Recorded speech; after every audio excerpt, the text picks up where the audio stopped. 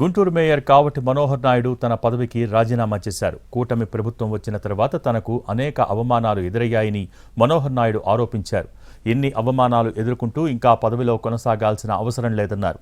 కార్పొరేషన్లో సిబ్బంది కూడా డోర్ తీసే పరిస్థితి లేదన్నారు. మేయర్కు ఇవ్వాల్సిన కనీస ప్రోటోకాల్ తీసేశారని ఆవేదన వ్యక్తం చేశారు.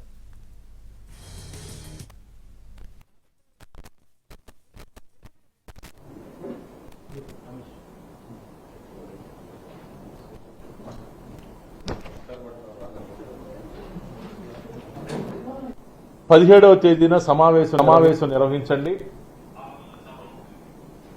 అని చెప్పేసి మేము కమిషనర్ గారికి లిఖితపూర్వకంగా